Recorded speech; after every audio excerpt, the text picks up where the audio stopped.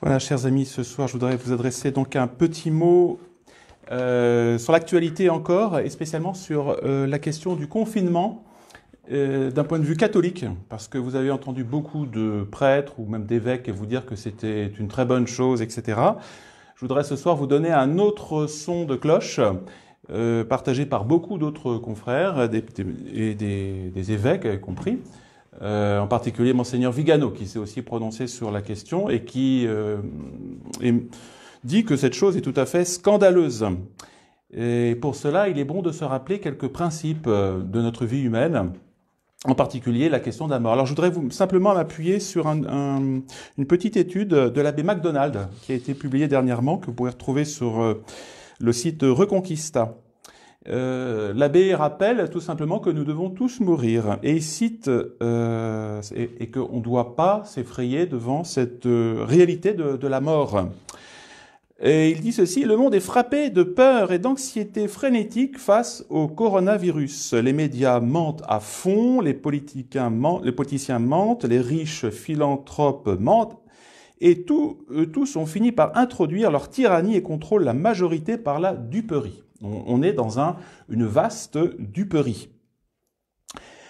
Et il rappelle la réalité humaine. Qu'est-ce que c'est? Que les gens ont toujours été malades et finissent toujours par mourir. Et nous le savons, et même les gens du monde le savent. Et l'abbé rappelle l'attitude que doit avoir un catholique devant la mort. Il dit ceci, il cite saint Paul: « Pour moi, vivre c'est le Christ, et mourir m'est un gain. » Mourir m'est un gain. Mais si vivre dans la chair est en vue de l'œuvre que je dois accomplir, je ne saurais dire ce que je préfère. Voilà, on doit vivre évidemment pour accomplir notre mission sur terre. On doit, bien sûr, si un père de famille a des enfants, il faut qu'il espère vivre le plus longtemps pour bien éduquer ses enfants. Je suis donc pressé des deux côtés, je désire mourir et être avec le Christ, chose de loin la meilleure, mais il est nécessaire que je demeure dans la chair à cause de vous. Persuadé de cela, je sais que je demeurerai et continuerai avec vous pour votre avancement et votre joie dans la foi. Voilà, on peut espérer évidemment vivre un peu certains temps, mais dans un esprit de foi. Alors, arrivons-en à la question de cette fameuse distanciation sociale, terme aberrant, un néologisme monstrueux, que nous devons un peu expliquer d'un point de vue catholique. Qu'en pensez-nous en tant que catholiques? Et je dirais même simplement en tant qu'hommes. En tant qu'hommes. Nous sommes faits, dit-il, de corps et d'âme. Un corps et une âme, c'est notre corps, on n'est pas des anges. Notre nature exige des contacts physiques les uns avec les autres. Poignée de main, alors il dit, parce que le cadre familial, câlin, baiser. Bon, c'est dans un cadre familial, évidemment, on se comprend bien. Sont naturels et normaux. La distanciation sociale est un crime contre nature. Et il faut un peu se le dire, ça, hein. On entend tellement dire, oui, respectons les distances sociales. Alors maintenant, comme certains se rendent compte que le terme est quand même assez dangereux, distanciation sociale, alors ils disent, non, c'est pas une distanciation sociale, c'est une distanciation physique. Bon, c'est la même chose, hein, c'est hypocrite. De même, nous devons nous voir. On doit se voir. On est content de se rencontrer. Bonjour. Hein. Nous disons aux enfants, regarde-moi quand je te parle. On n'aime pas les enfants quand ils tournent la tête. Les expressions du visage font naturellement partie de nos échanges. Nous communiquons la colère, la joie, toutes les passions de notre être, on les communique par le visage. Le doute, la tristesse, par ce visage. Bon Dieu nous a fait un visage, c'est pour communiquer. Et on n'est pas des animaux à regarder la terre. On se regarde face à face. Et c'est ça. Voilà. On doit voir le visage, et pas seulement en numérique, hein, parce que ça, ça vaut pas, de chacun pour nous comporter vraiment en humain. Hein. Les masques faciaux sont, dit l'abbé, contre nature humaine. Hein. On parle du voile, vous savez, le voile islamique, là, comme ça, pour les femmes, c'est contre nature. Imagine-t-on la Sainte Vierge Marie avec un masque facial, avec Notre-Dame avec un masque facial. Tout le visage on présente les visages des saints. Le visage est l'expression de la rationalité de ce qu'est l'homme. L'auto-isolement n'est évidemment pas naturel. S'enfermer tout le temps, 24 heures sur 24, c'est pas naturel. Le confinement total est une tyrannie. Mais prenons-en conscience.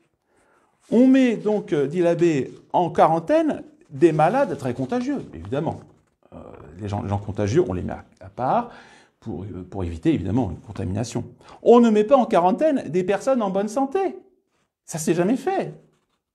Les personnes en bonne santé, normalement, doivent, dans une chrétienté, dans une société normale, doivent rendre visite aux malades et prennent soin d'eux.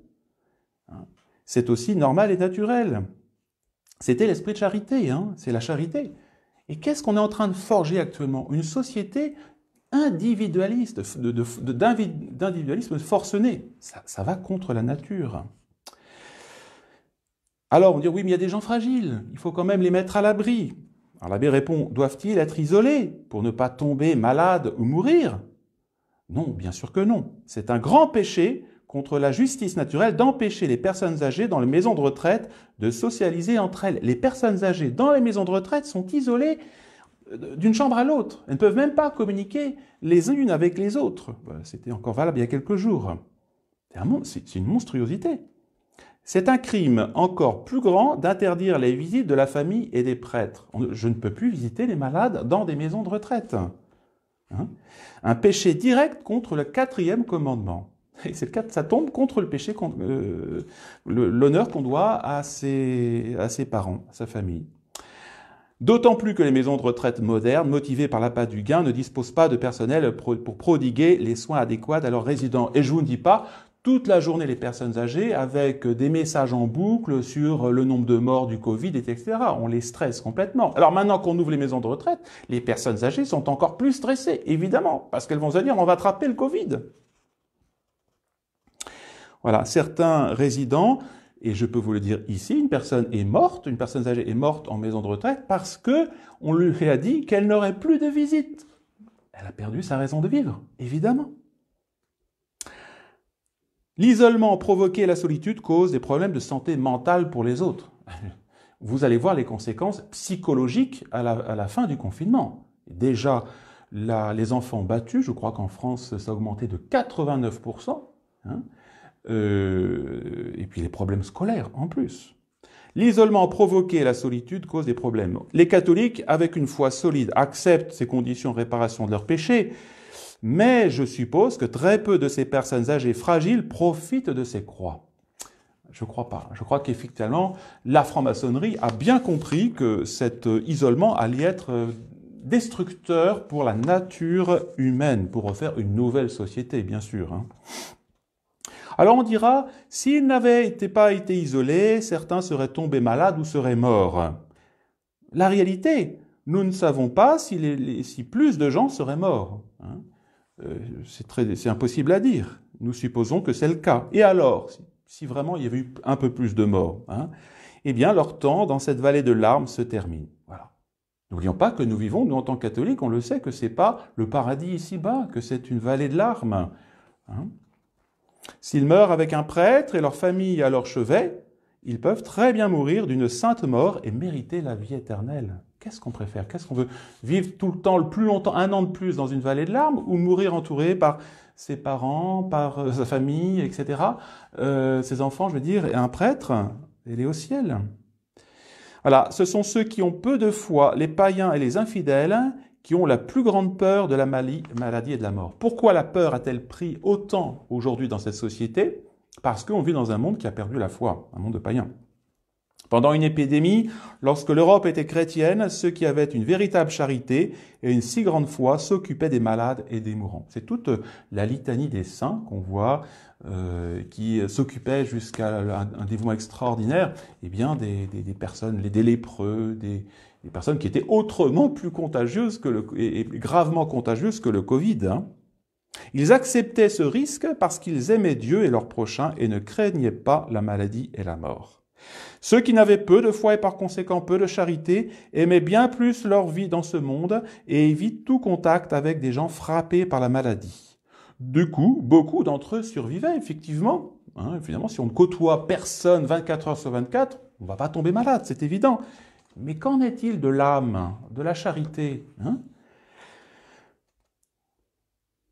Alors, il raconte l'histoire de Saint Grégoire le Grand, donc cette fameuse procession qui a traversé Rome. Rome était complètement au 7e siècle, ravagée par la peste. Même le prédécesseur de Saint Grégoire, le pape, était mort de la peste. Et que fait Saint Grégoire? Il organise cette grande procession dans Rome, et pendant la procession elle-même, 80 personnes sont mortes. Hein.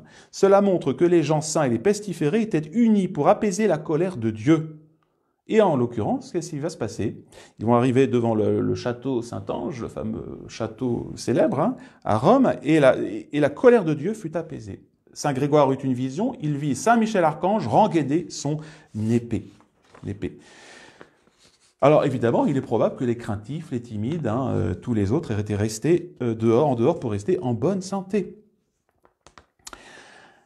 Saint Paul enseigne que la mort et la vie éternelle sont bien meilleures que la vie dans ce monde. Pour moi, dit-il, la mort m'est un gain. Hein. Désirer mourir et aller au ciel, évidemment, il ne s'agit pas de se provoquer à la mort, pas ça, mais désirer aller au ciel est normal pour les bons catholiques. Ils acceptent généreusement la maladie et la fragilité qui arrivent en fin de vie. Mais comme Saint Paul, hein, ils se rendent compte que la mort et la vie éternelle sont bien meilleures. Voilà. Ceux qui ne désirent pas le ciel, évidemment, n'ont pas d'espoir. C'est l'espoir qui nous tient, l'espoir du ciel. Par conséquent, dit l'abbé, nous devons éviter autant que possible la distanciation sociale, l'isolement, les masques sur le visage. Alors il dit, si nous ne pouvons pas prendre le train ou le bus sans masque, nous serons obligés d'en porter un. Mais nous devons faire des efforts pour vivre en tant qu'êtres sociaux normaux et prendre soin des amis et des parents malades. C'est évident. Malheureusement, dit-il, et il va falloir un peu se battre à ce sujet, beaucoup de nos amis, membres de notre famille, qui ont le cerveau lavé par les médias, BFM TV, Le Monde, etc. Tous les matins, je lave mon cerveau avec ça. Les masques sur le visage, etc., vont s'opposer à nous. Ils vont dire, comment ça, vous êtes quelqu'un, vous vous rendez pas compte, irresponsable, parce qu'ils manquent de foi et n'ont pas hâte d'aller au ciel. Ils exigeront que nous craignions la maladie par-dessus tout, hein. C'est contre nature. Quel est le bien commun d'une société, dit Aristote? C'est l'amitié entre les membres. Hein, c'est l'union amicale entre les membres. Hein. Et aujourd'hui, on fait quoi? De la santé, le bien commun ultime de toute la société. Mais non, c'est pas ça. Et ils exigeront que nous craignions la maladie et la mort. Nous devons aussi vivre avec eux. Bah oui. Et donc, nous serons obligés de partager certains de leurs comportements étranges. Voilà. Bon. Ça sera comme ça. Et heureusement, malheureusement, dit l'abbé, nous observons une initiative coordonnée dans le monde entier à travers toutes les nations. C'est étonnant. Dans le monde entier, il y a cette fameuse confinement, même dans des pays qui n'avaient pas de problème, qui montre le pouvoir que les dirigeants de ce monde ont sur tous les gouvernants et les sociétés. Le Sanhédrin d'aujourd'hui déteste l'Église catholique avec la même haine que ses prédécesseurs avaient pour notre Seigneur. Et les dernières décisions qui ont été prises de ne pas réouvrir les églises avant le mois de juin vont dans ce sens-là, c'est évident. Et malheureusement, quel est l'évêque, quels sont les prêtres? Ils sont très peu à réagir à cette ignominie. Ne plus pouvoir laisser les gens prier dans une église, prier le Seigneur des Seigneurs dans une église, c'est signé, on voit qui est derrière. Ces dirigeants ont réussi à empêcher de nombreuses personnes de participer aux cérémonies de la Semaine Sainte, privant Dieu de l'honneur qui lui est dû. Même des gens qui se sont sentis le zèle de dénoncer des cérémonies qui étaient pourtant à huis clos. On en arrive là. Et les fidèles des nombreuses bénédictions qu'ils auraient obtenues. Encore une victoire pour eux. Alors d'où vient cela? La force, si on veut, de ces gouvernants qui imposent cette tyrannie du confinement vient de la faiblesse des uns des autres. Et nous sommes faibles. Pourquoi? Parce que la hiérarchie de l'Église, malheureusement, est infidèle. Les premiers, malheureusement, à lancer cette campagne de distanciation sociale, eh bien, malheureusement, ça a commencé dans l'Église. Pierre a besoin de se convertir, puis de convertir ses frères. Nous devons prier pour cette hiérarchie et nous devons rejoindre la croisade du rosaire pour la consécration de la Russie au cœur immaculé de Marie. C'est ce que nous allons faire à l'instant. Nous allons réciter notre chapelet pour la consécration de la Russie.